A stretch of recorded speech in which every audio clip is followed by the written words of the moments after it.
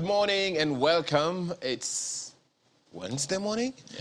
I am Akinde. Good morning and welcome to the program. It's a beautiful Wednesday morning. Quite all right. You're welcome. I'm Kyari. You know, one of the reasons one of the things that we talk about all the time, well, the whole essence of everything we do on Sunrise Daily is to foster good governance. And good governance is always a continuum.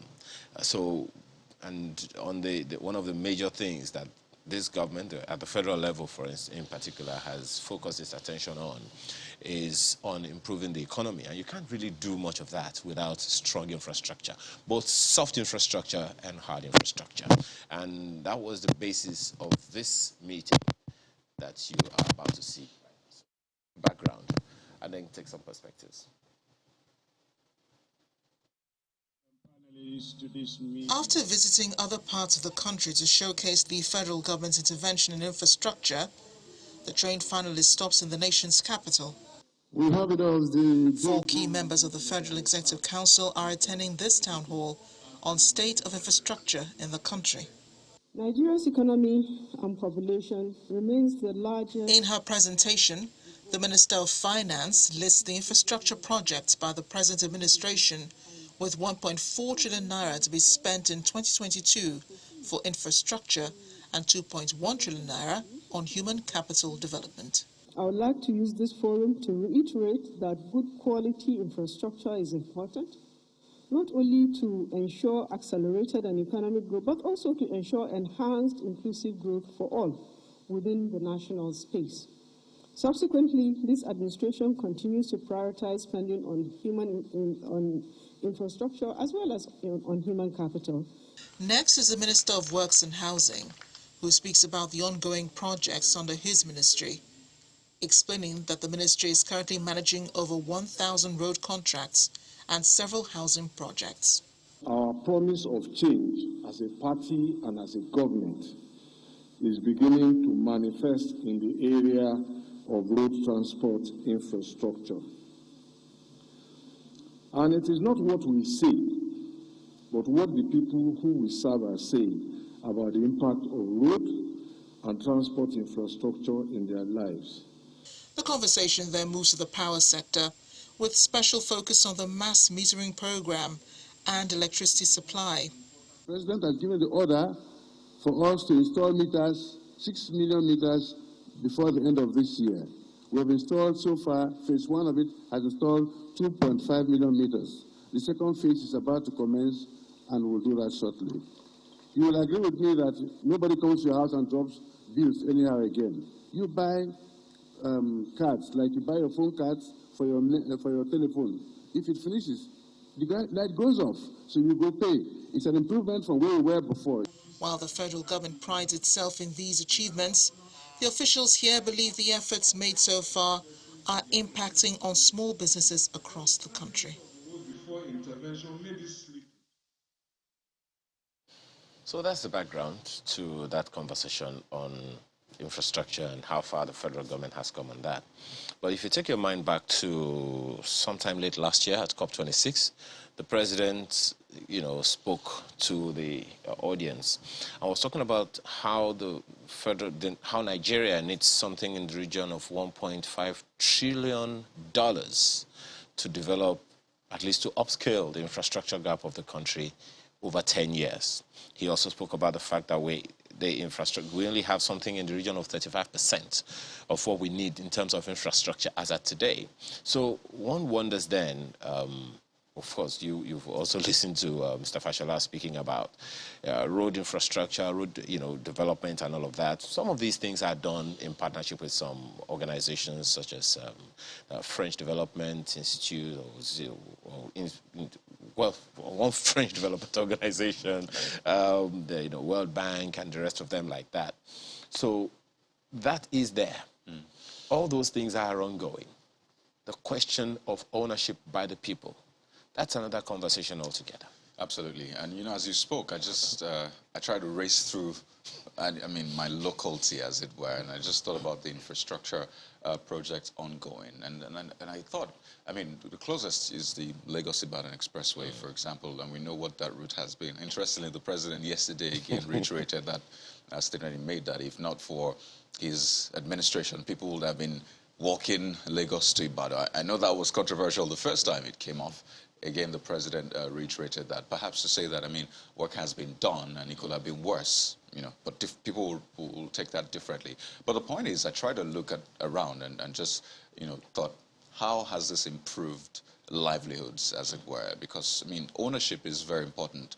But sometimes people don't exactly want to own it if they don't see any immediate good it does, anything they can get from it. The first thing people ask is, what's in it for me? And I think it's always important to connect the infrastructure to the needs of the people. Well, that in itself, because I happen to come across some, you know, information from, you know, some productions that have been done. And I found out that some of these projects are actually linking communities, especially rural, deeply rural areas where some of them haven't had roads for some 20 years, some 30 years. Essentially saying, connecting, when you talk about how it really helps the people or meets the needs of the people, the interiors where the farmlands and all of those are the areas that some of those roads that Mr. Fashola is talking about, you know, are connecting, you know, moving goods and services from the farmlands to the places where the people really need them. I am aware of some of those. How significant they are, of course, there are conversations around that. And of course, you heard Mr. Fashola himself talk about the fact that we need a lot more money to get so many things done. Absolutely, and hearing about the stolen infrastructure. But, you know, the point I was essentially trying to make is that, yes, the people need to own it when they see what's in it for them. Yeah. But that shouldn't take away the role of the government agencies that are meant to maintain these things. Because, I mean, Lagos-Ibadan Expressway is great. Amazing. I mean, if you've had to travel on that route maybe 15, 20 years ago compared to now, you know the huge difference. But then from what we have seen so far, it is the fact that we see projects and then nothing happens afterwards. You start seeing potholes. Potholes become what? Huge, you know, ditches and the rest, and the roads just essentially go bad. So, yes, people should own it, but it shouldn't take away the fact that government is still meant to be largely responsible for the maintenance, and it shouldn't now be passing the buck. You know, you people should own it.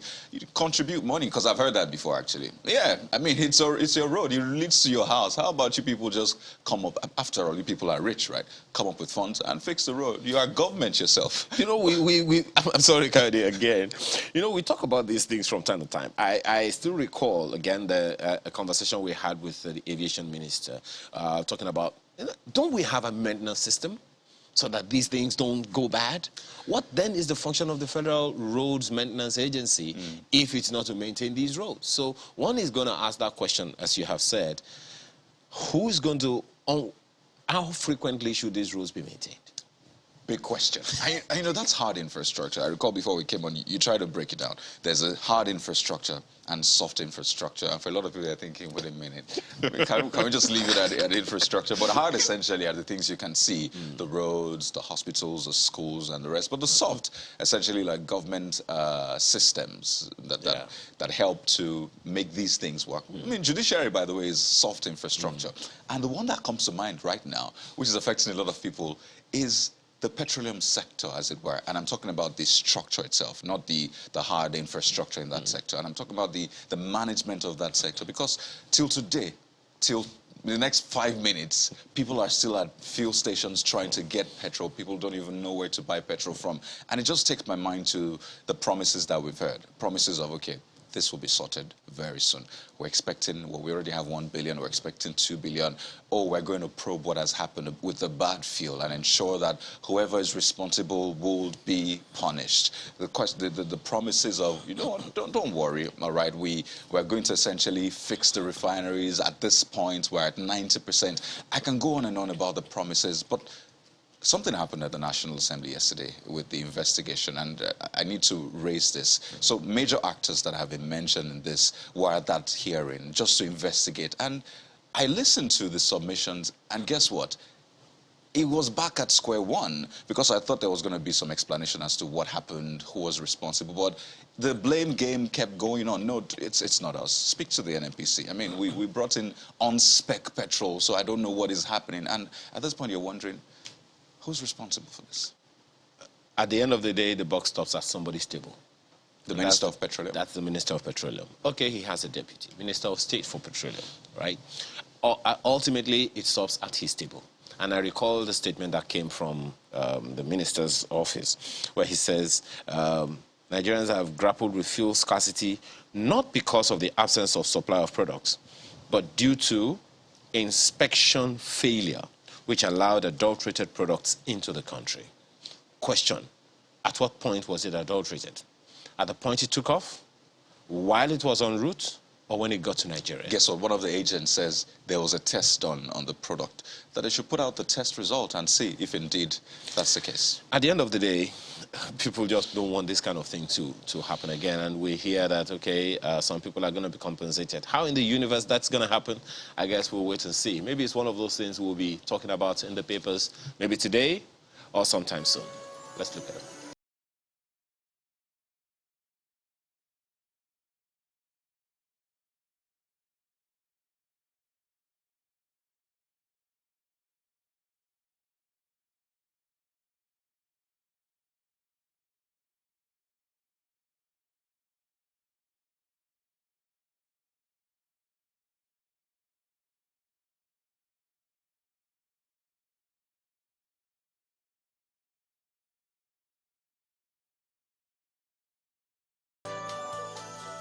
Let's begin with the leadership newspaper this morning, and it is concerned about the Electoral Act Amendment Bill. That's the story there. 7 days to go.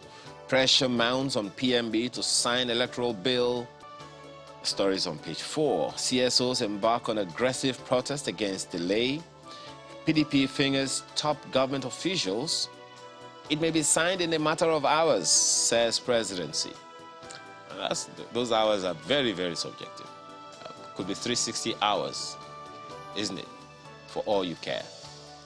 Could be 365 hours. Could be, it's hours, right? Wow. It's hours. It could be today. It should be today. No, he didn't mention day yesterday. He said not one day, not 2 days. He said hours. Okay. Well, that's the story you find on the front page of the leadership newspaper. And right above that one, you see Kwakwanso, Yakasai, others form third force ahead of 2023. How many third forces have we had in this Fourth Republic? So nobody's officially a third force, as in the name, essentially. So third force is just the term given to another conglomeration outside the APC and the PDP. So, hey, the third forces can come together to form a major third force if that works, but essentially no one is. Okay, so third forces come together to form a third force. Okay. It would actually be a good party name, political party name, third force. Oh, master stroke. I mean, it's free of charge, so you can have it. The third force. Okay. Vote the third force. Well, someone already called you Super K, so. Right under the nameplate, and this issue has been on for a while. Russia-Ukraine crisis. Oil price nears $100 per barrel. Highest since 2014. Is that a good thing or a bad thing? I'm not asking you. For our revenue, it's good. For our production, are we producing as much as we ought to? And then if eventually subsidy is removed, what will that mean? So it's a mixed bag, really. And we need to take it as it comes and move on. But then the first part of that thing is Russia-Ukraine crisis. That's been on for a while. Well, I'll be honest, it's far, far from us. We're not a part of NATO, we're not in Europe. I understand we have citizens in Ukraine, and there's been some talk about that. But let's be honest, we have a lot on our plate already. Yeah. I don't know, because the way it's sounding to me is like, okay, it's far from us until it gets close. And God forbid that happens. I mean, what should we do? Give our troops, who, by the way, are involved in our own version of war against insurgency. Don't forget, put out a statement to what effect, as Nigeria or as AU or as ECOWAS? Okay. I'm not really asking you to do anything. I'm just saying. Okay. I'm just saying. That's the leadership newspaper today. Well, take a look at New Telegraph this morning, while the leadership focuses on the electoral bill, which, I mean, we're expecting the president to put a signature to. This one is about intra-party politics, in fact, Inter as well. Looming implosion of APC, PDP. Fringe parties aim to reap more leadership rejig. Pages 2 and 7. So is that a third force? Oh, speaking of third force, the writer says third force coalition imminent. Okuni. Why smaller parties can't battle APC, PDP, CNP prescribe. Restructuring doable, says Kwankwaso's faction. So that was another third force, prospective third force, do I say. So that's a lead story. And you see, Buhari meets APC governors, calls for consensus. That's a build up to the convention party leadership. And then the swap in the positions and all that. There are questions about, has the presidency now been zoned within the APC? Big question. Page 3 for more details. Of course, the Ukraine crisis makes its way to the front page. Boost for Nigeria as Ukraine crisis sends oil prices near $100 a barrel. Anyway, you said it. Good for Nigeria, right? Yeah, absolutely. So that's the New Telegraph for you. Nigerian News Direct is next, and it's talking about politics as well. 2023, Buhari APC governors agree on zoning. And that story is on page 4. Approves south for presidency, party chairmanship office to north. Agreement simple, equitable zoning formula ascribed to El-Rufai. Delayed convention fallout of APC infighting. That's ascribed to the PDP. Well, the story is on page 4 of the paper this morning, among several others that you will find interesting. Let's leave it there for the Nigerian News Direct today. And turn our attention to Daily Trust. Take a look at what Daily Trust has. 2023 presidency. South set to pick APC ticket as North gets party chair. So this is particularly about APC, right? Buhari wants new chairman through consensus. We were divided on timing of convention, El-Rufai. And you see this one, zero-sum game ongoing, Professor Kyari. So you wonder what zero-sum game.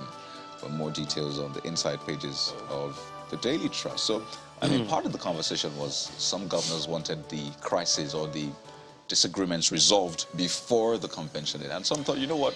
You can never have a perfect situation. So how about we do the convention first, and then we can resolve issues afterwards. So, I mean, according to the governor of Kaduna State, that was the challenge. But see this one. There are 2 pictures on the front page, and they show the inside of an aircraft. Now, this is not hours before boarding or maybe during, just right after the passengers have left. Well, the headline on this says it all. Fare hike. Airlines record low booking as passengers shun flights. Unfortunately, this is not new. Even for international flights. Yeah, I recall, I think that was COVID related. And but this is just shocking. Yes, I mean, you like more leg room, more space in the aircraft, but if I'm the only one in that aircraft, I think I might just postpone my travel. So you see someone just taking a picture, and I can see 3 heads and an air hostess. So big challenge for the aviation sector. And I mean, coming off COVID-19, the big hit they got, and now this. And they tell you that, I mean, these things, they can't help it. I mean, because of the operation cost anyway. But I mean, I wonder which way forward, because this is a major form of travel for a lot of people. You know, it's interesting because this particular matter, I've been seeing it on the front pages of the papers for some 3-4 days now. And one is wondering how we can even mitigate this. Yes, I mean, you're correct. The cost of maintenance and everything.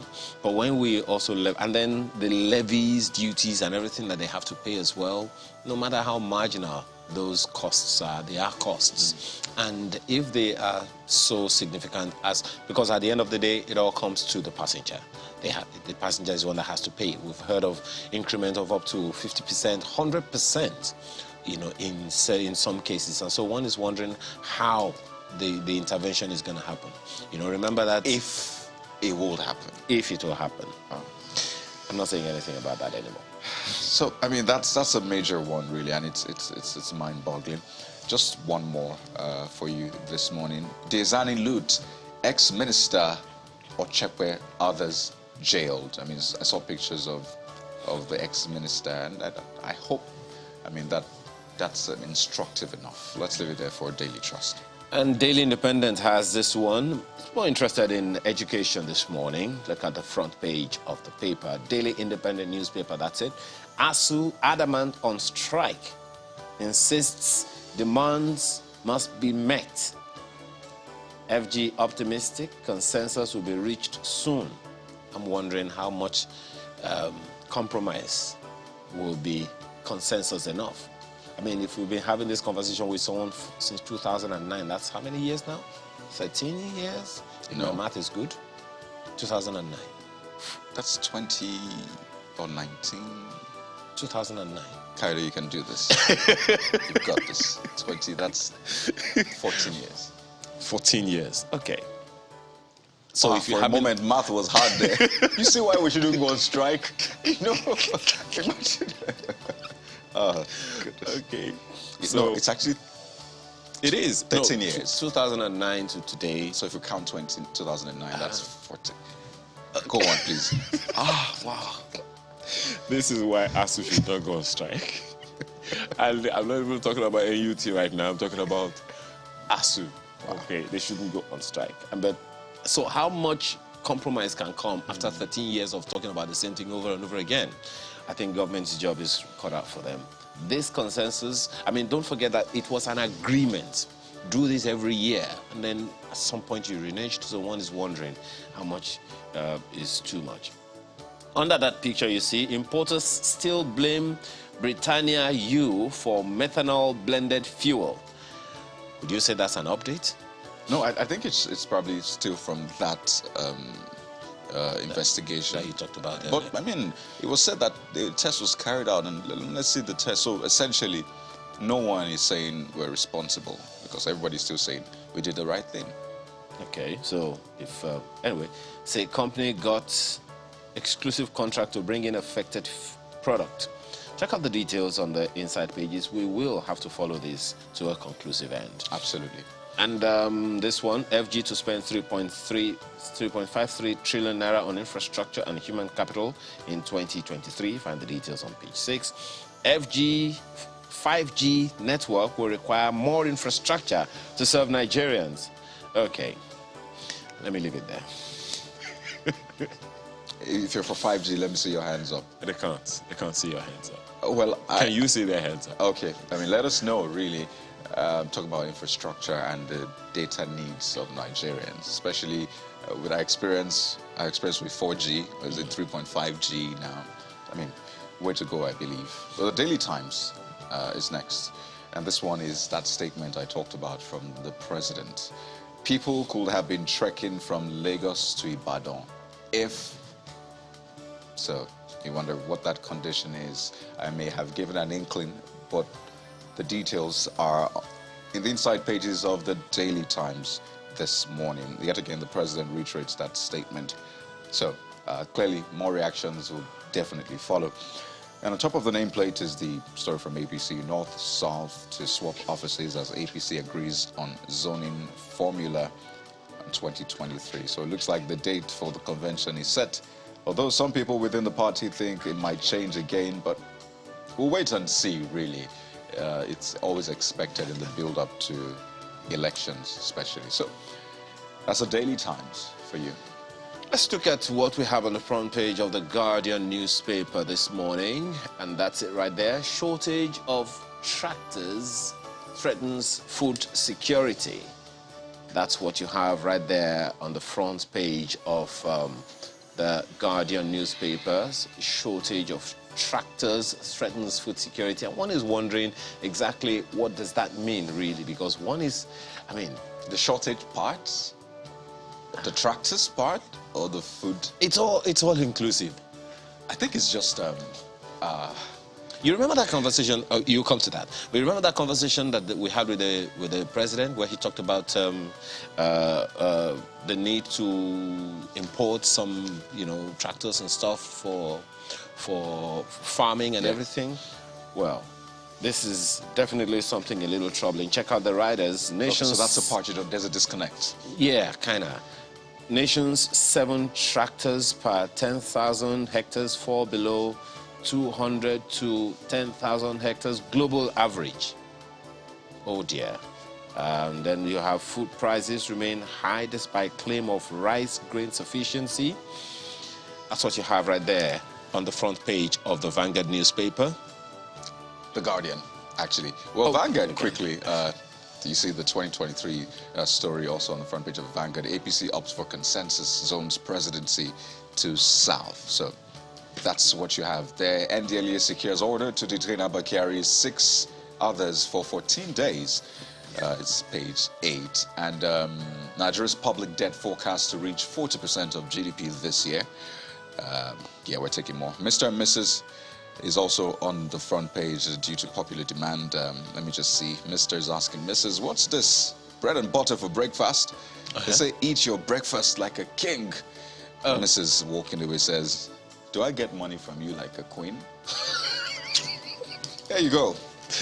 So all the kings and queens this morning, we wish you the best. Well, more of that to come. I don't even know where to begin with that one.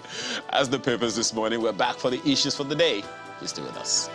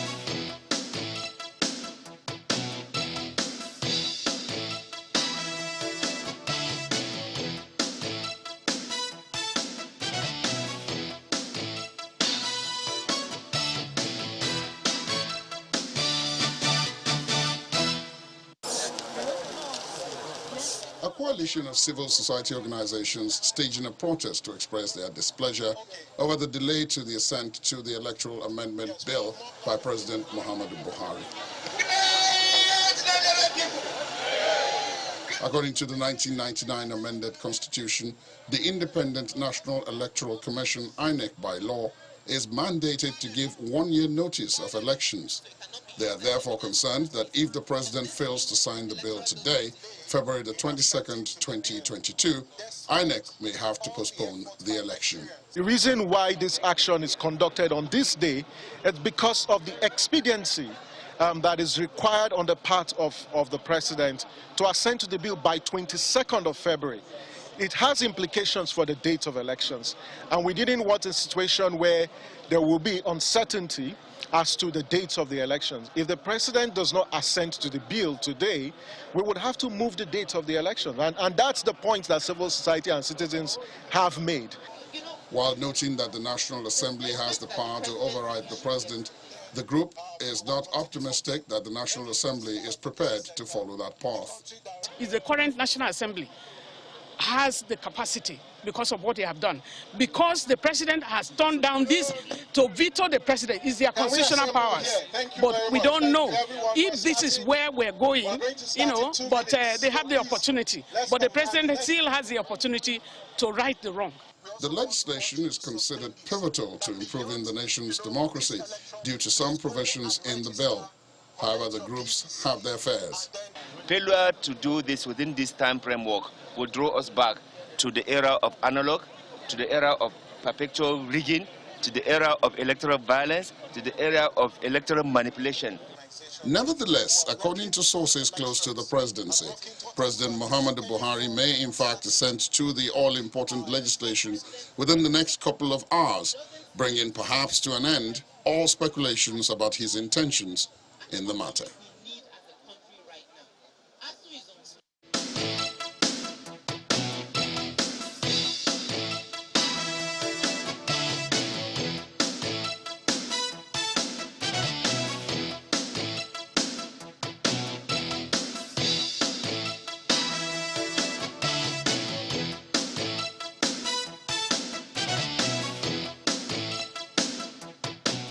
Well, that's the first item this morning, first topic for discussion. Two gentlemen, as you've seen in the welcoming slide, join us this morning.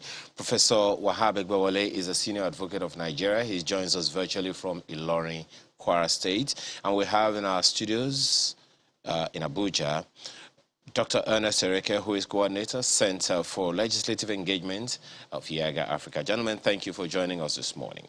Let me begin with you, Professor Egbewole. First of all, are you as concerned as civil society organizations about the president's assent or not? But as a Nigerian, one will naturally be concerned because the civil society organization represents the crop of the majority of the Nigerian citizens, in spite of the challenges that they have. I believe that the concern is not more for the non-signing, but for the silence of the presidency until about 24 hours ago, when the presidency came up with the idea that the president will sign within hours. It's 24 hours already, and 48 hours, 72 hours, even if you talk about 1 week, you can still dominate it in hours. So our concern essentially is the ripple effects of the refusal of the president signing the bill at the appropriate time. But we must also appreciate the fact that laws are made for the people and not people for the law. It is our hope that the president will be true to its position that in hours the bill will be signed into law. Well, let me ask Dr. Ereke in our Abuja studio. There are those who are wondering, I mean, just yesterday we had a conversation about this, and there are those who are wondering, wait a minute, why is there so much talk about this when the election referee, so to speak, has all the powers it needs? Some believe that, look, even with what we have now, it's not really compulsory that the president should sign this bill into law. That it may not make any significant difference because we already have significant laws, especially the Electoral Act, to do the needful, and the Constitution. Yeah, granted that there is an extant Electoral Act, the Electoral Act 2010, as amended, upon which INEC has relied to conduct various elections in the country, including the recently concluded Anambra governorship elections.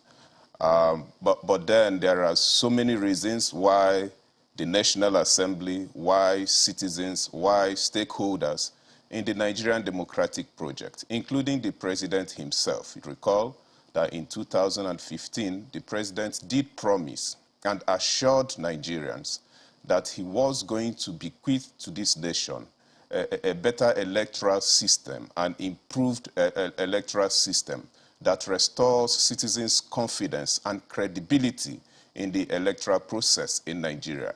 And therefore, that signifies that there is a noticeable problem and challenges even with the extant Electoral Act.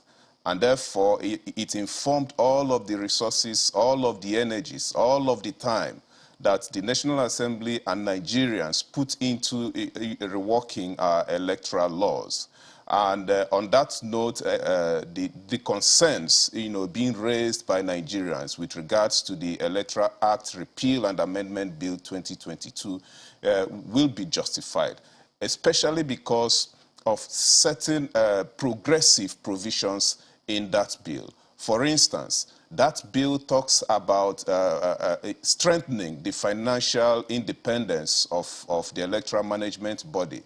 Because if you go to clause 3, sub 3 of the bill, it provides that funds for the conduct of a general election must be released to INEC 1 year before the date appointed for the election. It equally provides in clause 54 sub 2 that citizens with certain disabilities, challenges, and Dr. Reke, if you don't mind, let's stick with this one that you've talked about for a little while, and this which is the number one. I mean, it was your organization that released this document, talking about the early release of election funds to INEC. Let me take that question to Professor Ikwewole. The question that would come to the mind of anyone now is, if INEC already said general elections will hold February 18 next year. And today, we're of course way past, a number of days past the February 18, number of days past 1 year from the general elections. Do you think we're too far gone, or you think it's still within manageable distance? I believe it's dangerously close to being too far gone. And this, I'm of this view because at the end of the day, it is not even the activity that matters, but processes leading to such activity. And we have known in the past the challenges INEC had faced with regards to logistics. And even when they plan, the way they planned Anambra, the way they planned the FCT local government elections, at the point of execution, there are challenges.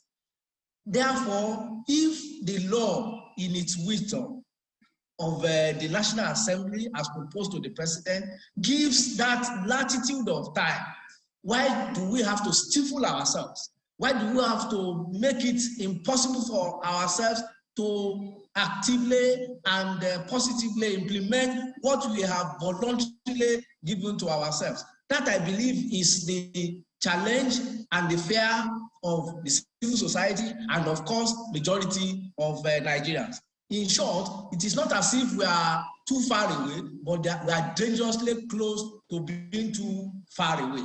Well, this provision that you talked about, Prof, talks about early release of election funds to INEC. So on the one hand, the president is to sign the bill into law. On the other hand, is the timing that between now and the time that the funds will be released to INEC to do the needful. So if let's assume, just as you said, in agreement with the presidency, and the president signs the bill today. Today is the 23rd of February. So the next thing is for INEC to go sit down and say, okay, let's recalibrate. That's assuming that happens. How long then will between now and the time INEC will make that announcement to the time that the funds will be released by maybe the Federal Ministry of Finance or whoever is supposed to release the funds to INEC? Well, our expectations as Nigerians is that we have voted for a set of people that appreciates us, that we have voted for a set of people that also appreciates the need to have an enduring and sustainable democracy. For me, I believe that the presidency will have factored some of these provisions into its operations and believe that as soon as the bill is assented to, it becomes operational, and all Nigerians, including the presidency, including the INEC, including the whoever is in charge of the finances that ought to be released, should know that they needed to follow the law. But that is not to say that if we have some elbow room, that the government does not have some elbow room to actually work with. Because, for instance, we had an election 4 years ago. How much did it cost us? As INEC also prepared the cost of the 2023 elections. All these are fine details that needed to be worked out. And my expectation is that since we have this bill, which INEC to which INEC was a critical stakeholder, and they have effectively participated in its emergence. My expectation is that by now, INEC must have its own books ready with all the numbers that they need for the purposes of implementation of the provisions of the Act, if and when signed into law, without too much further delay. Right, let me take this to our guest in Abuja, and still staying on this financial aspect because it's very important, funding elections, which is the bedrock of our democracy. Now, there will be questions as to how the early release will guarantee some sort of financial autonomy. In any case, the money is still coming from the source it was coming from before. But also, speak to this. We're at a time when funds are a bit tricky to get in the country. ASUU is currently on strike. They are up in arms with government over funds. The question of subsidy also has to do with funds. Infrastructure funding has to do with funds. And we need to actually spend money on our elections. Does this bill, eventually signed to act, hopefully today, does this also speak to reducing cost of elections?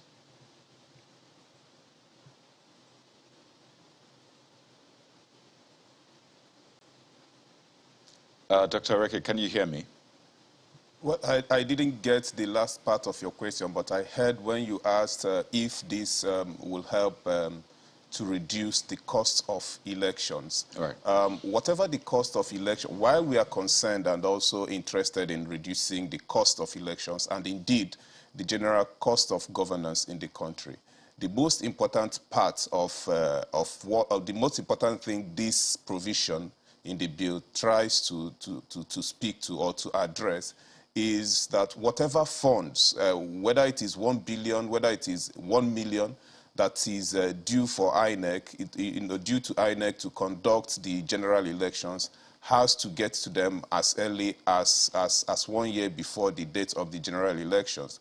And as Professor Wahab has pointed out, there are so many reasons why this provision has been made in the law. One of which is that we know that INEC has had to grapple with logistics challenges over the years in the conduct of elections. And we saw that play out in the last governorship elections in Anambra State. And then apart from that, there are issues of procurement, there are issues of logistics.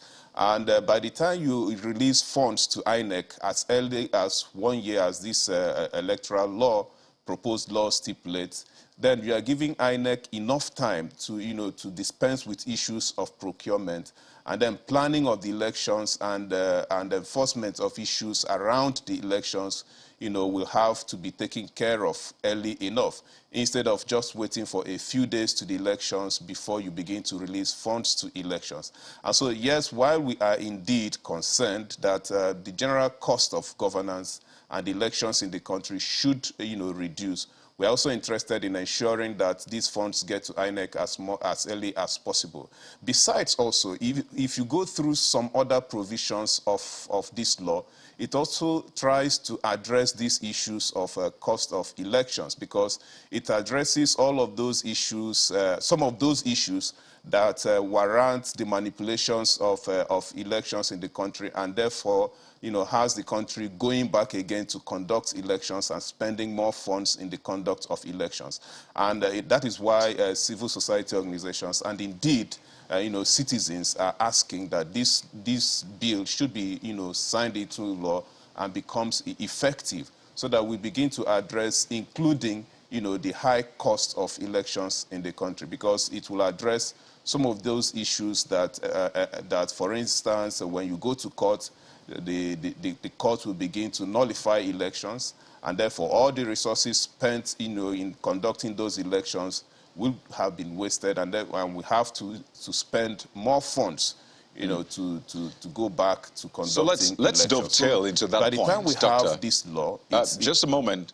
Just to add to that, so you can expand on it. So part of the provisions of that law, which is, expected to be a game changer, is now given back into electronic accreditation of voters, legalizing that electronic accreditation of voters, ensure that, it makes provisions for accreditation using the smart card readers or any technological device as may be determined by INEC. On the flip side is the electronic transmission of results. And I just want to know, does this now put an end to that debate over whether or not we have enough network coverage? Is it 60% or 90% and all that? So essentially, this puts an end to that debate. Am I right? Well, I think it does, and maybe quickly to say that even INEC says it has the capacity to transmit elections electronically from any part of the country. And if INEC is the electoral management body, and it says it has this capacity to be able to transmit from any part of the country, then I think it addresses that concern of whether we have total network coverage across every part of the country. I want to believe that INEC has reasons for saying that it has that capacity, whether it will be relying on the services within the country, or it has its own way of transmitting these results electronically from any part of the country. For INEC to have made that comment, to have assured that indeed it has that capacity, we want to believe that INEC has the capacity to be able to transmit electronically from any part of the country. Well, ideally, that would be a given, especially since we have at least one satellite program in the country.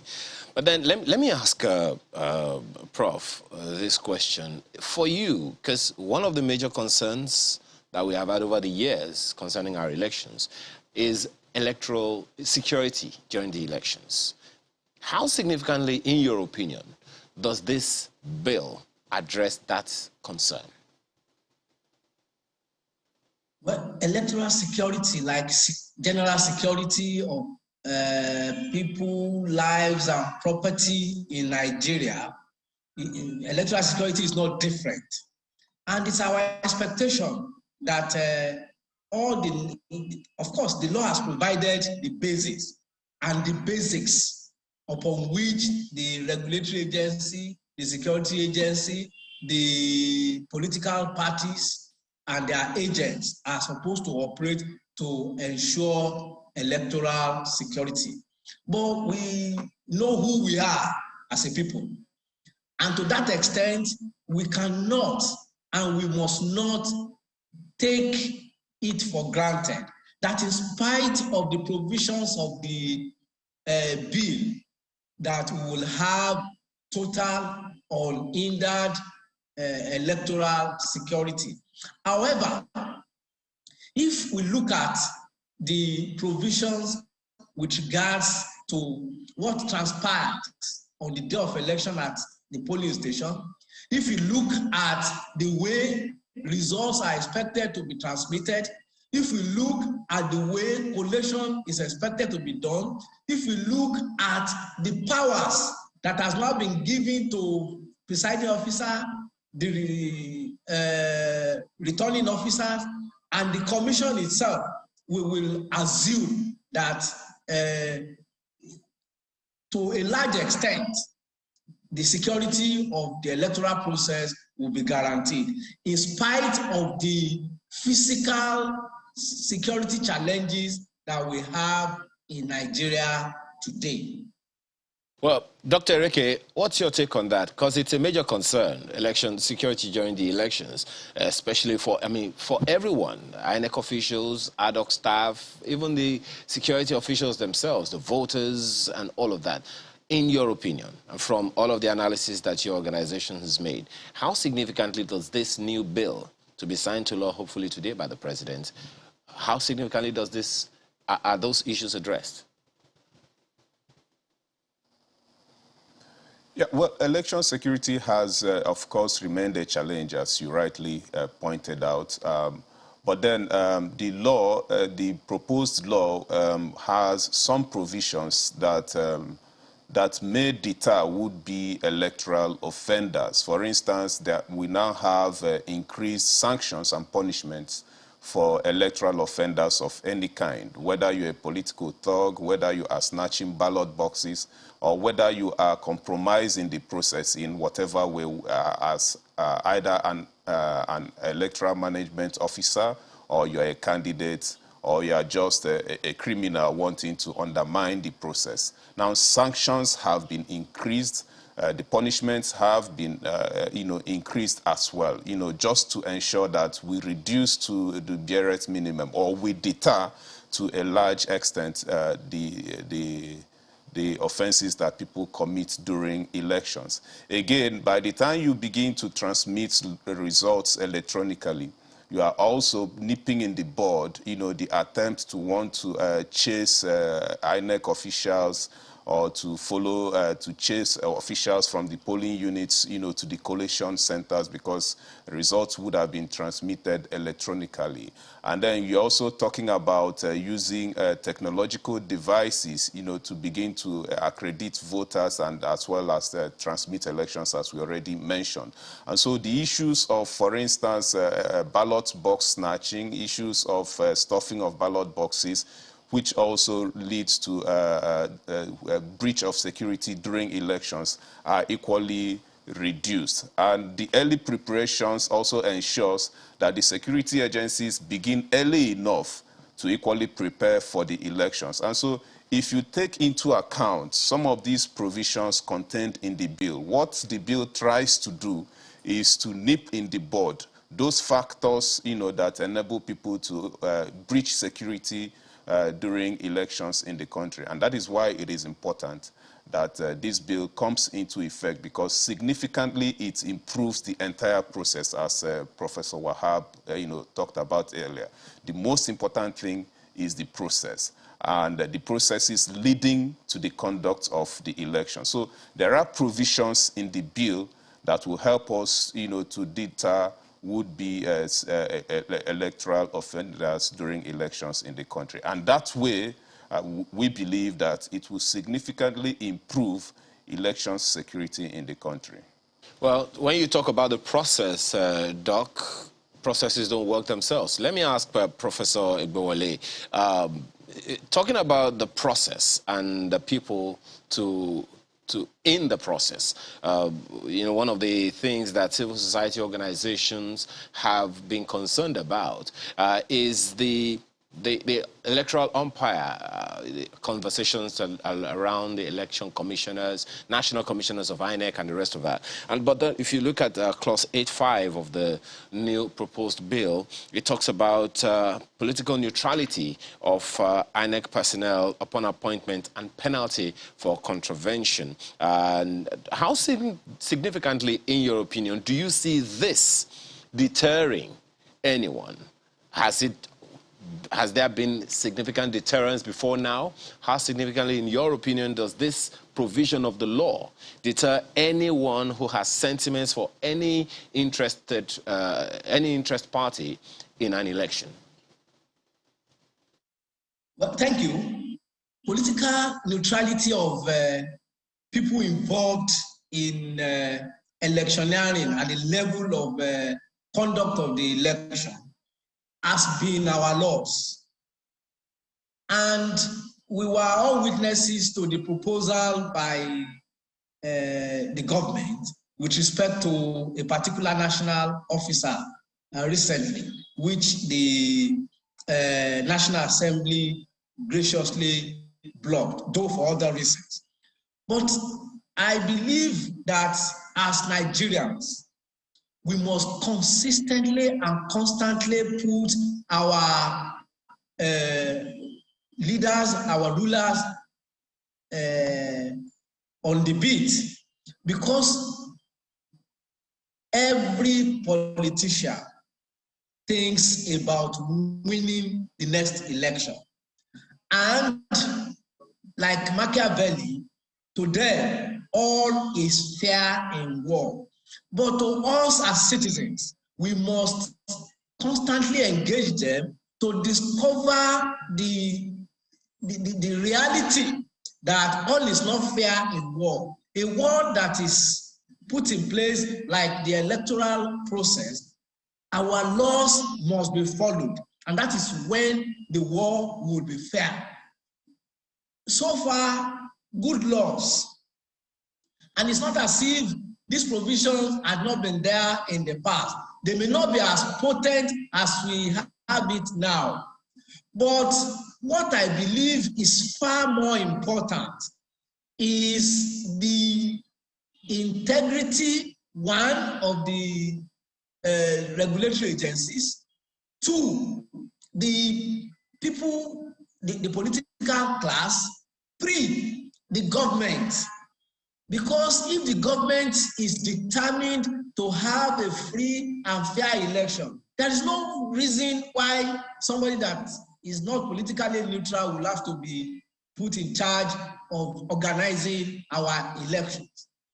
Yes, from this provision, the key word, in my view, is still missing. But the sanction of 5 million naira and imprisonment term of 2 years or both may appear to deter. So, Prof. Yes? Yeah, we need to take a quick time out now, but you continue on that thought, because the question is, does that particular provision stop a political party member or someone who's had affiliations with the party from being nominated? Because it's not quite clear. It doesn't say they must not be, but we'll be back after this break to take on that and so much more. So please stay with us.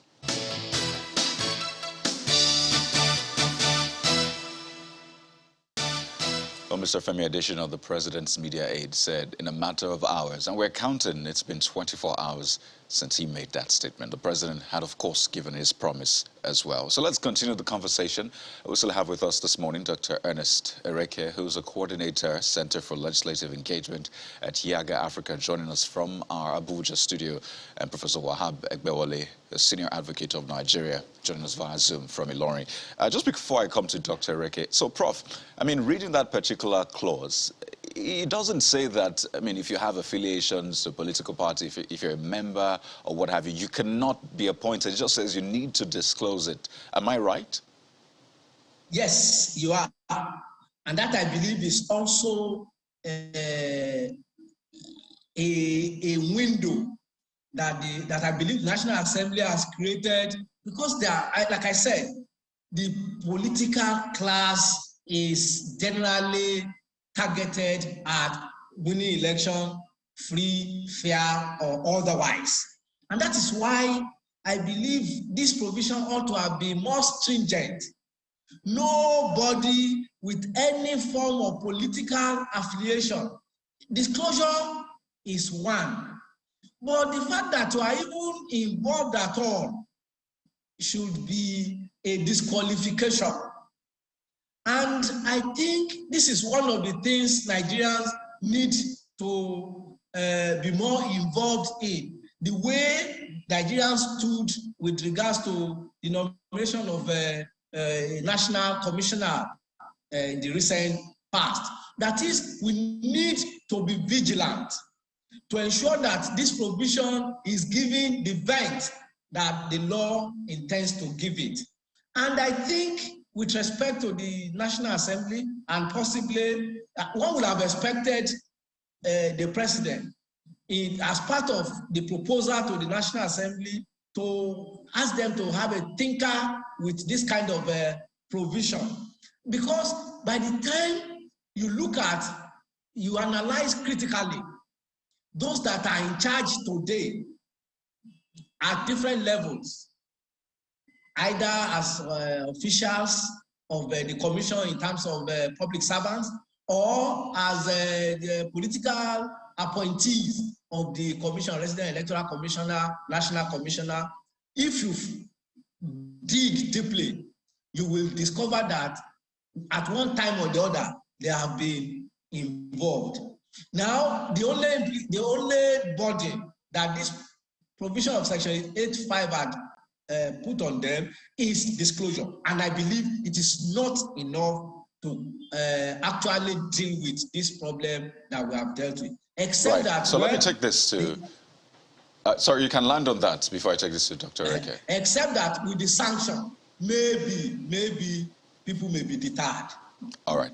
Well, Dr. Reke, I wonder if you saw this as well as perhaps a lacuna or something that might need reamendment, as it were, because in recent times we've had issues like that. And yes, financial independence is good, but also being free from political interference is going to be a major one. And being seen as fair would also be very important for an electoral umpire, I believe. So that on the one hand, and I'd also like to point your attention to clause 84, which has been quite contentious, and that's 84.12 that talks about political appointee at any level shall, no political appointee at any level shall be a voting delegate or be voted for at convention or congress of any political party for the purpose of nomination of candidates for any election. And the thinking has been that, wait a minute, does this infringe on fundamental rights to aspire and all that? So I wonder, is this also something you are concerned as well, perhaps, in this bill? Okay, thank you very much. We have said that this law is not perfect. The proposed law is not perfect, and there is always, we have a lot of rooms for improvement. While I will agree with Professor Wahab that, for instance, the provision, the clause that talks about political neutrality of those who manage INEC and those who conduct the elections. I also believe that, yes, it can be strengthened further, but that provision is also subject to how you interpret it, because it says that you must disclose. If you do not disclose your political affiliation, then you have committed an electoral offense punishable by either a fine of 5 million or 2 years jail term. Now, that doesn't mean, for me, that doesn't mean that we want you, that the law expects you to disclose your affiliation just for the sake of disclosure. It means that there is an intent within that provision which says that anybody who has this political affiliation shouldn't be involved in the conduct of the election. Because if you look at that provision, it talks about at any level, getting into the commission, to work with commission at any level, whether as an ad hoc staff or whether as a full staff of the commission. Now, if you do not disclose your political affiliation, you have committed an offense. Now, that doesn't mean that the disclosure is just for the sake of disclosure. It is disclosure for us to ensure that we do not have people who are politically affiliated, getting into the commission. Yes, I agree that we can further strengthen that, but this also, for me, is subject to interpretation, even though I agree we can further strengthen it. Then if you talk about clause 84 sub 10, which bars political appointees from being delegates in conventions or congresses or being voted for in conventions and congresses, I also think that these are equally constitutional issues, because the Constitution has provided necessary qualifications and requirements that citizens have to meet if they want to stand for elections at any level in the country. But then I think what the lawmakers tried to do is to prevent this situation where chief executives of states, the emperors we have in our various states, will appoint so many political appointees, and political parties will make them delegates in conventions or congresses. Now, that already rigs the process in favor of these state governors. And so I think that's what the lawmakers tried to do there. But then the most important thing is this. while this law may not be perfect as some persons would want it, now we have room for improvement. The National Assembly is there. We can always go back to the National Assembly and seek for amendments of certain provisions that we feel run at variance with some provisions of the Constitution. But the most important thing for us to do is the law should come into effect. The President, for instance, can send an amendment bill as suggested by Professor Wahab. We have seen him do that with the Petroleum Industry Act. We have seen him do that with the 2022 Appropriation Act. And therefore, we expect that this law should not be delayed. The signing into law of this bill shouldn't be delayed on account of certain provisions that some individuals are not really comfortable with. Okay. Of course, the courts are there also to decide on some of these issues, but then also we can exploit the option. We can explore the option, of going back to the National Assembly for further amendments if need be. Okay. Well, let me take Professor Egbewole up on this one very, very quickly. I know that this bill speaks to early conduct of primaries, at least 180 days before the elections. Everything should be submitted to INEC. But then this particular provision on your screen right now talks about early commencement of campaigns. The question that comes to my mind about this one is how significant a time is this? 5 months, an average of 5 months, from 3 months to 5 months, 150 days before polling day, and that has to end 24 hours prior to the day of the election. And over time, one of the questions that a number of people have been asking is about the leadership recruitment process, the quality of people that are thrown up for the elections. The parties would have done their jobs by this time. Do you think 5 months is enough time for people to interrogate the quality of persons that are to be recruited by them to run their affairs? Thank you so very much. We have agreed, albeit unofficially, that this bill is a work in progress, is subject to a number of amendments that will further improve our stake as citizens and as participants in this critical endeavor. Having said that, moving from 3 months to 5 months may not be enough, but definitely is a greater improvement. And what we have, to an average politician, they will prefer 30 days, 1 month, so that people will not even be able to identify who and who the candidates are.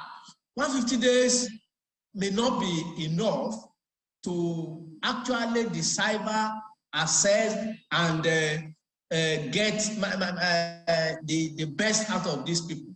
But if the process of election is starting just a year before the general election, and given the logistics that are in it, the primaries will have to be conducted, and INEC will have to validate. And don't forget, our political class is generally litigious.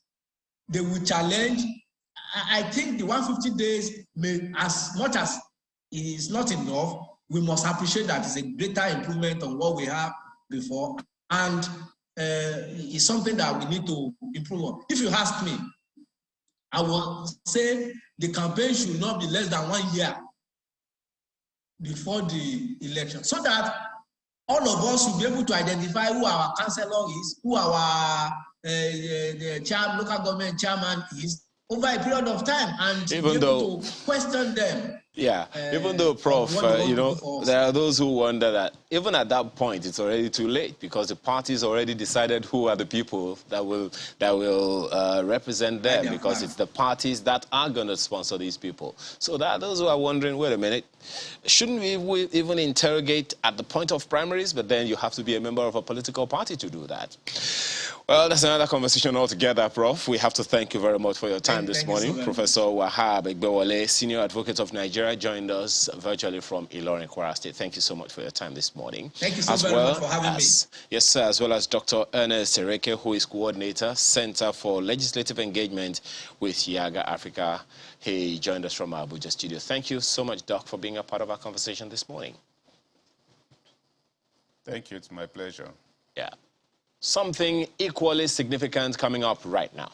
Stay with us.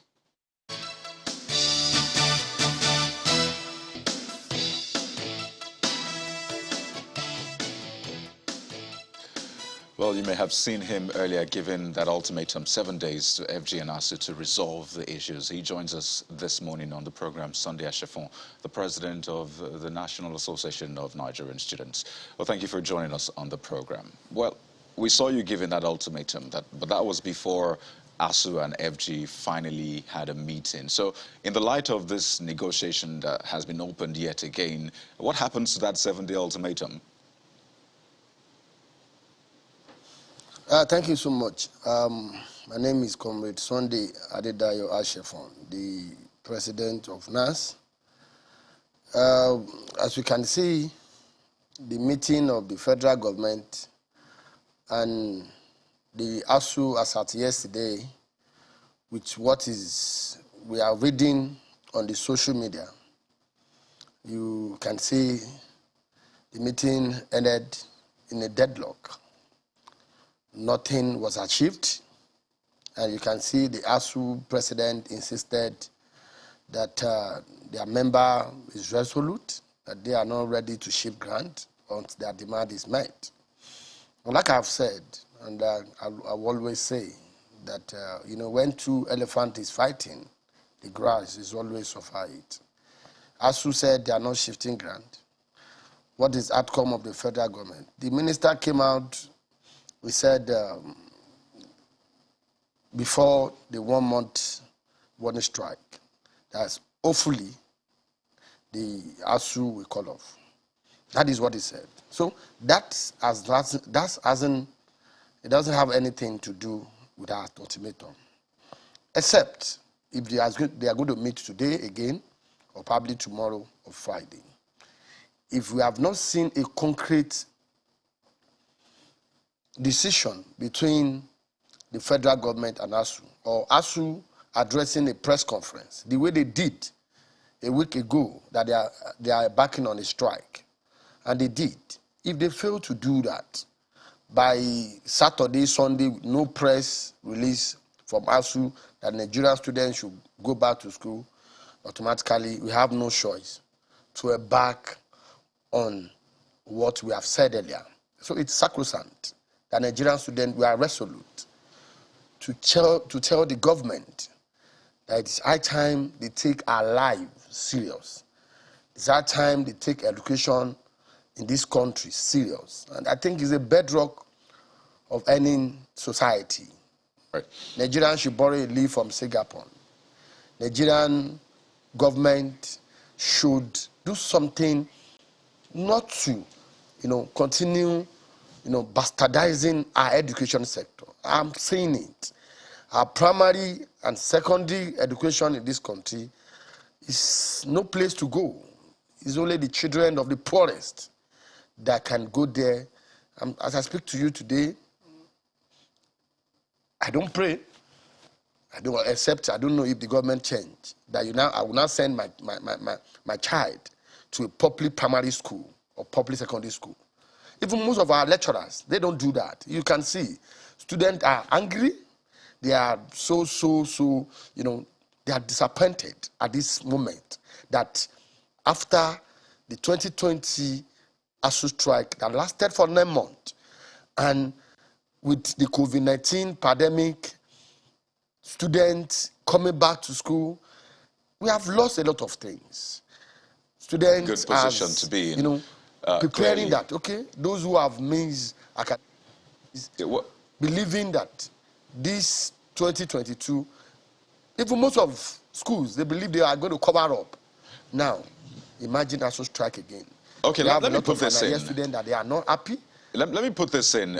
It's never a good position to be in. I mean, and this happening successively. But I know you spoke to this during that meeting or after the meeting you had in Sokoto with the governor, and you said that, well, strike should not always be the solution. So I was sort of wondering that, what's your reading of this and what position are you taking? Are you saying, well, government has to answer ASUU whether or not there is funds available, or you're asking ASUU to understand and step off the strike? Who are you backing in all of this? Because it appears as though you are, I don't know, taking both sides. I've said our government should be responsive. Our government should be sincere. I cannot hold ASUU responsible for this. Like I have said, even though ASUU has their own, but you look at it, 30–40% of what ASUU is asking for is for the benefit of Nigerian students. And we are calling on the government to swing into action by implementing the agreement. So all these industrial action can be put aside. Look at the polytechnic lecturers are also threatening to embark on strike. And if you look at all these, it's affecting us. It's not affecting them. If ASUU is on strike for 2 years, their salary is going to be paid.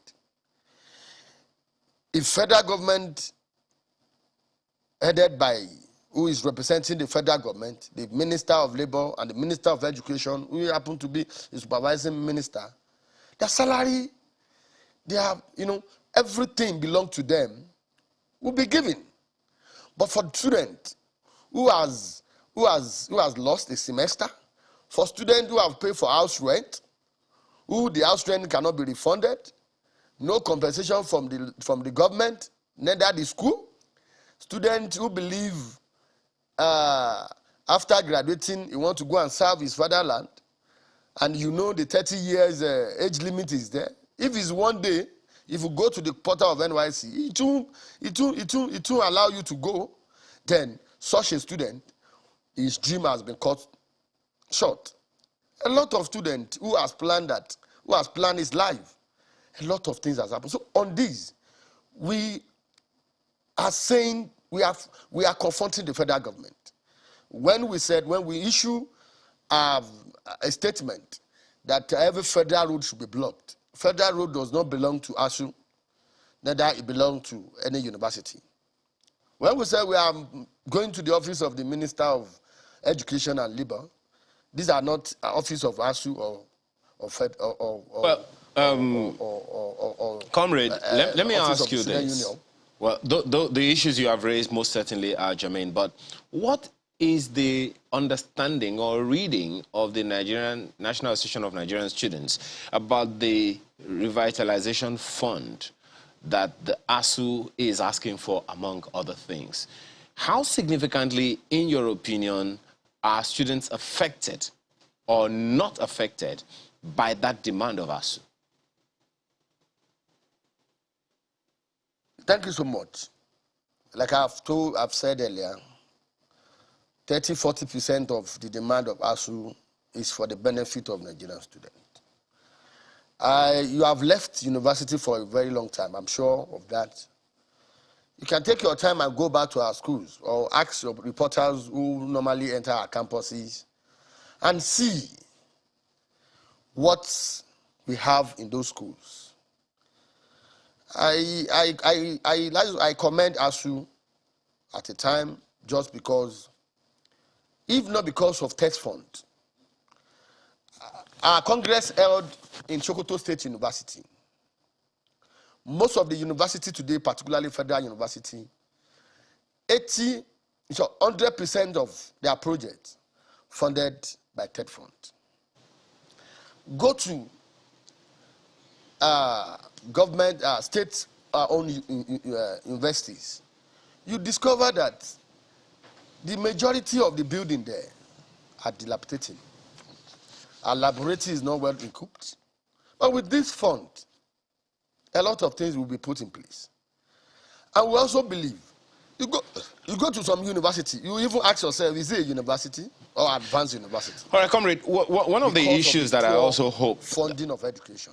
There are so many things that, and I wish we had more time to take you up on some of those issues, how those things directly affect Nigerian students, not just the university infrastructure. But then this call that you are making, that students should go and block places, how do you plan to manage it so it doesn't get out of hand? Remember that, you know, every time when youths don't have the kind of, I don't know, guidance or whatever it is that they need, things might get out of hand. How do you intend to manage it in a way that it doesn't get out of hand and that those who are not Nigerian students per se do not hijack the process? Thank you so much. This is a union that has a leadership. And we have our leadership across all the 36 states, including FCT. That is what we call Joint Campus Council, has been reviewed by our constitution. And we have 6 zonal structure now, which we have leadership in those 6 zonal structure. And we also have national leadership. I have confidence in all these structures that I've mentioned in support of the ASUU president, with the support of all our sister union, NAUS, NASES, and NAPS. These are unions that I believe they are going to join us in coordinating this struggle. It's going to be a well-coordinated struggle. I can assure you of that. It's a struggle that we need to just tell the government that we are not happy. We need to show our grievances to the government. Look at those students that you have interviewed so far. I was watching some TV station interview students. They are lamenting. Students are not happy. Students are, you know, they are so disappointed by this strike because it's unexpected from Nigerian students. Just coming into school, just resuming back to school, hoping that 2022 is going to be free. And we are going to have whatever we are going to do from the January to December, you can cover up. Those that want to imagine, as a postgraduate student, I'm spending over 2 years now, close to 2 years now. My time on this, comrade. 2020, pardon me. 2019, 2020. Right. That's my matric as a postgraduate student. Okay, comrade, we're totally out of time. But just if you can do this in 10 seconds, pardon me, would you also ask that you be a part of this negotiation? Because I know that has been a conversation. Would you want to be a part of this negotiation as well? Thank you so much. That is what I said. Both the ASUU and the federal government, they should be able to know that we are a critical stakeholders in this sector. Whatever anything the ASUU is asking for, like I have told you, 50% of 30 is for the benefit of Nigerian students. The student that you are fighting for should be involved in your negotiation. The federal government, who are also the second parent, should also know that Nigerian students, they have leadership. They should be part of the negotiation. Look at the meeting held yesterday. We were not called to that meeting. And that is why I told you earlier what we read on social media. My conversation with you will have been this what we discussed in the meeting yesterday. Well, we'll see how this... I should be able to say now today that hopefully, I'm telling Nigerian students that they should keep calm. Well, we'll see how this will be taken on board. We are in darkness. As I said earlier, we're totally out of time. It's a very sad thing playing out in the tertiary education sector. But we'd like to thank you so much, Comrade Sunday Asefon, who is the president of the National Association of Nigerian Students, joining us from our Abuja studio. We wish you the very best, and we hope this does not linger any longer. Thank you. Thank you so much. Well, we'll go on a break now, and when we return, we'll pay our attention to something that has been in the news for a while. It's a big one, so don't go away.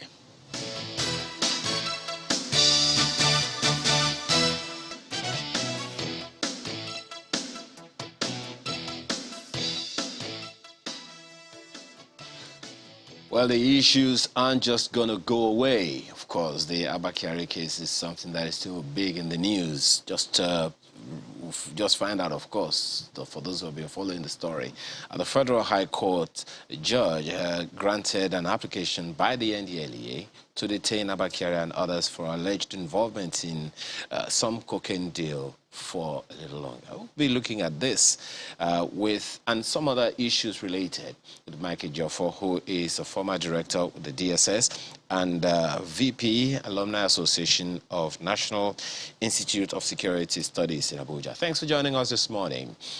Truly appreciate your time. Now, first of all, there are the questions a number of people will be asking is how the intelligence community is taking this news, given the openness or vulnerability, if I can use the term again, of security officials in such a case. Well, within the security circle, it's quite embarrassing, very, very embarrassing. And I saw this coming.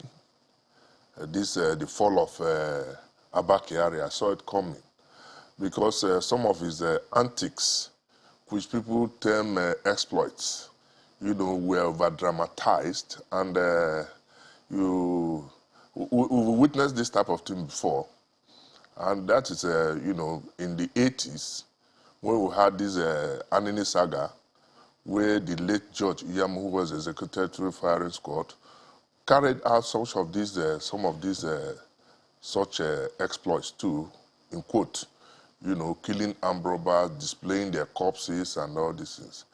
I think it has come to a point that, the police management, on their own part, gave him the necessary support and all the necessary requirement, technological, this thing. And he now tried to outshine his master to the point that people were now saying, yeah, he's the future IG, was celebrated at the National Assembly, all those kind of badadash.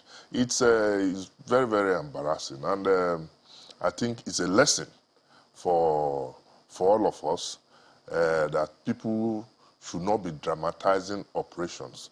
In a situation where you see an officer, filming, he now became, just like we have a politically exposed person, he virtually became a socially exposed police officer, filming his operations, dancing on social media, he was on Facebook, he was on YouTube, he was virtually everywhere.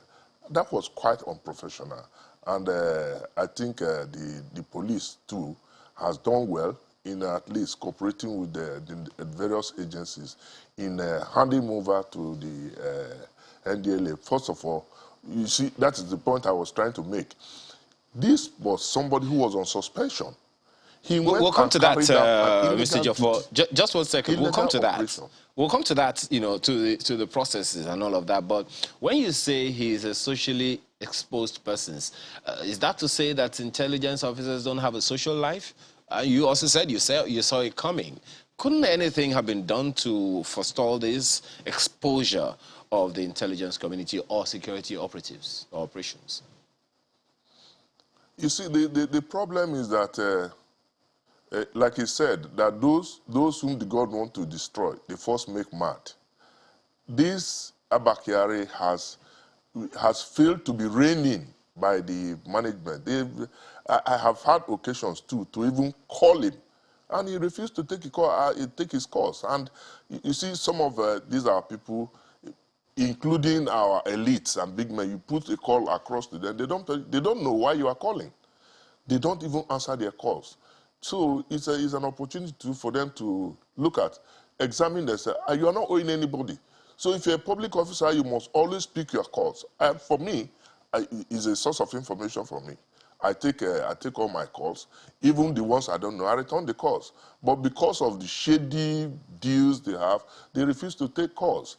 So it's unprofessional, very unprofessional for a serving police officer to be living the kind of life that answering your question, that it's very unprofessional for such a police officer to be living the kind of life he was living.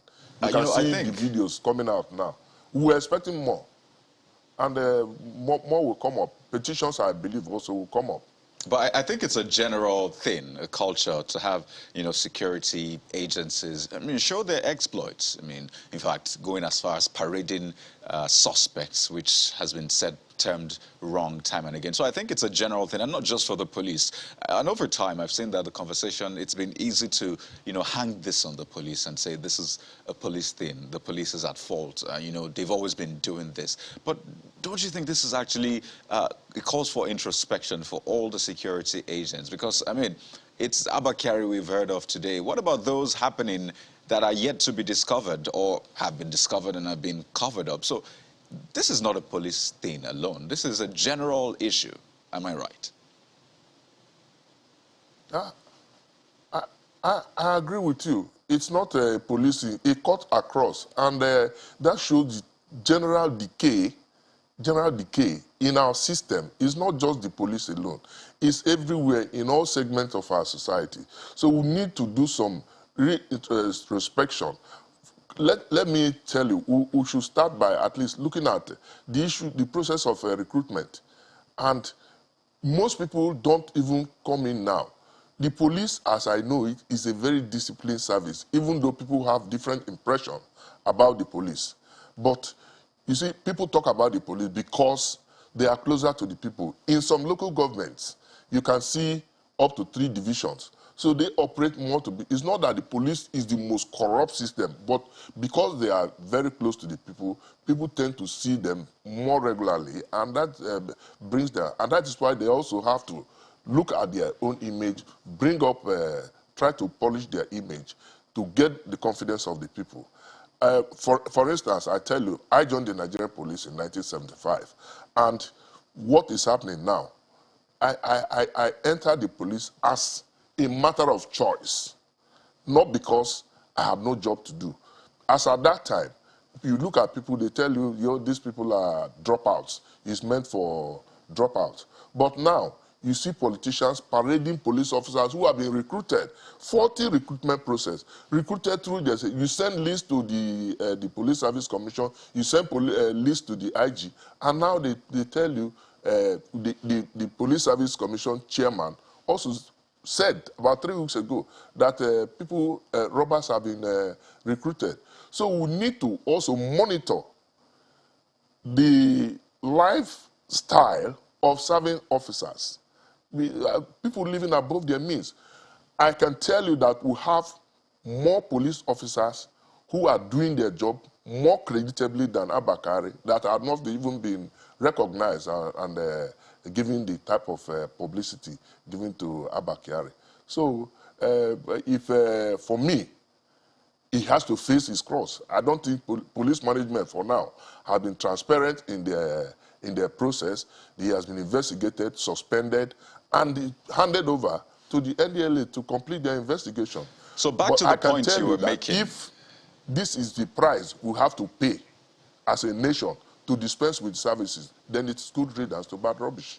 Well, let's now go back to that point you were making about, the trail of events, saying that he was in suspension, but he appeared to still be in charge of a unit and conducting operations. And I know that for every operation that, policemen, security operatives conduct, they have to bear arms. And I believe that for you to bear arms, there has to be some authorization, I imagine. So if he was in suspension, he was in charge of a unit carrying out operations, that means that there had to be some sort of approval outside of his team, because I imagine that he reports to someone higher up the ladder. So in terms of the rules of, operations within the police and other, thankfully you were part of the police, how can that happen? Well, I wouldn't know whether he was, armed while he was going there. All I know that the police management has taken the decision, put him on suspension, so he was on the frolic of his own. The men, whatever he was doing, whether the men that were working under him. It's only police that will investigate and find out. No, whether the men that were he was working armed under or him. not. Pardon me. If But whether I mean, he was following armed, the trail, his operations were illegal.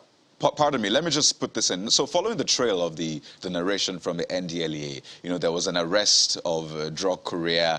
An arrest will have been carried out definitely by armed men, operatives, and it was said that he was in charge of that operation. So that seemed to be outside of, you know, the normal purview of operations because he was still in charge, a suspended person. So I'm saying the men that were working under him would have been armed, would have had some sort of, you know, backing, I don't know, maybe vehicles and all that. So yes, they indeed had those, you know, apparatus, as it were. So how can that happen? Because clearly they were armed. You know that the Satan too, Satan has his followers. Even if he was on suspension, which I would not hold police management responsible now, even if it was to the public domain, he was on suspension. So devil has his followers. These people must have been carrying out this illegal operation for a long time. He said, like he said, that there's every day for the thief, one day for the owner. The cop has filled up now, so and that I think that is what manifested in this one. So I don't know whether he was armed. The police should be able to know whether he was armed and true. But most important is that disciplinary action has been taken against them. Just a very quick one. Those of them who are the younger officers taken to orderly room trial, and they're also suspended. Police Service Commission, based on the recommendation of the IG, have also suspended Abba Kyari and handed them over properly to NDLD to continue the investigation. One is just wondering, Mr. Jaffor, how that is possible, because I think the question my colleague is asking is concerning process. For a suspended officer to execute such an operation, he must have gone with armed men. How would they go into their office, go into the armory to get guns without someone authorizing and saying, you can take these guns out? Now, that's on the one hand. On the other hand, someone has to approve that you are going with these guns to so-and-so operation under so-and-so command. That's the question that I think my colleague is asking. No, I've answered that question. Perhaps you don't understand the process. The people who went with him are not on suspension. They were still serving. So he could have called them, and because of the possible relationship, couldn't he? My apologies, Mr. Jaffor. Just 1 second. On that, they weren't on suspension. But isn't there a process of saying you are going under such and such a person's command to go carry out an operation?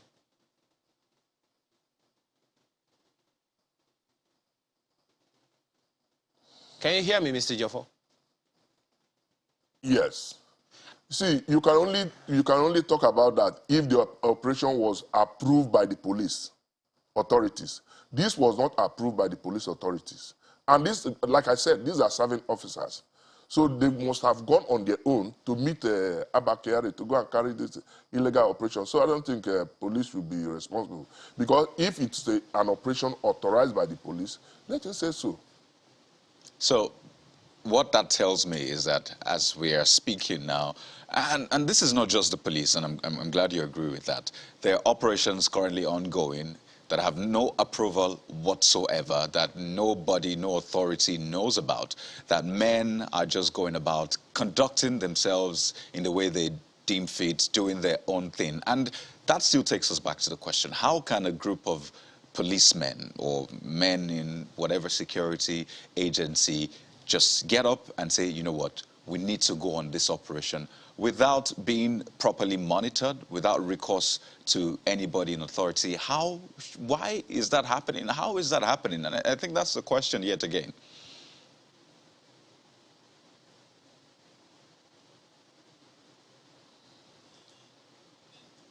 Well, it's not completely normal, but in societies like that, we have many people cutting across all the agencies, carrying out illegal operations.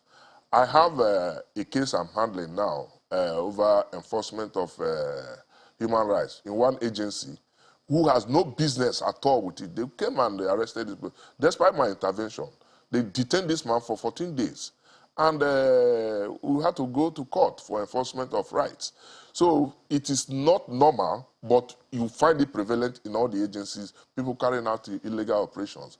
And what it means is that the management, the leadership, should do some in-house searching to fish out these bad elements who are giving the services bad image. Is there any such example of such a thing happening within the DSS when you were in office?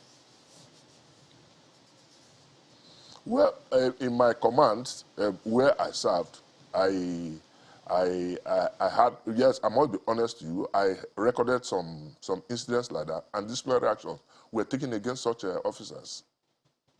Now, if we are to clean out the system, to do a complete overhaul, what would be your recommendation as to how to go about it? There are at least 12 or 13 agencies of government in the security apparatus of Nigeria. And so many people would point to so many lapses in so many of these institutions. So if you had to recommend an overhaul, what kind of process would you be looking at?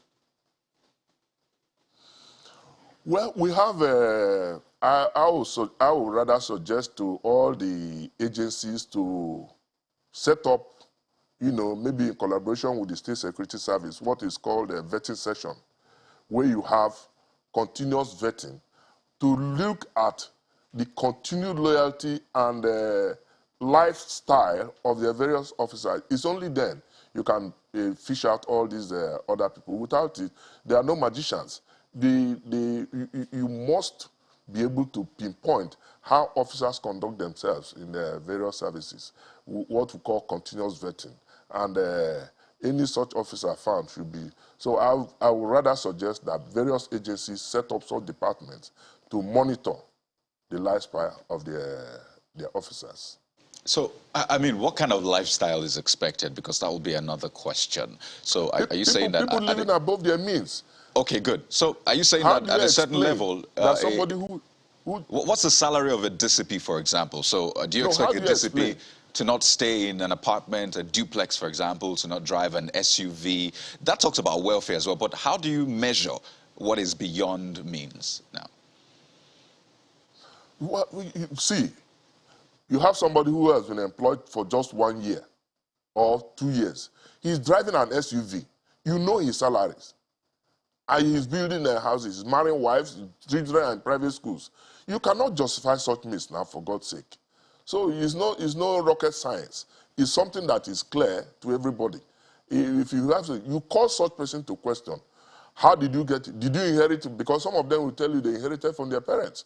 Meanwhile, their parents had nothing before they joined the service. So that will mean an indictment. It's something that will have to be continuous. So that will mean an indictment on perhaps the police and other agencies, because these things have been happening for years. I mean, these are things even people outside of the force know about. So it would appear as though these agencies turn a blind eye, except they're in on it, because, as I said, even people outside already see the lifestyles of these people. So can anything still change in that area? Because these things are open for everyone to see. Yeah, you see, there's another problem there.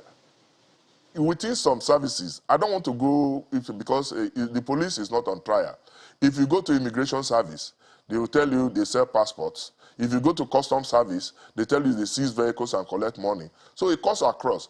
And what happens is that these people, from the bottom up, make returns to some of these senior officers.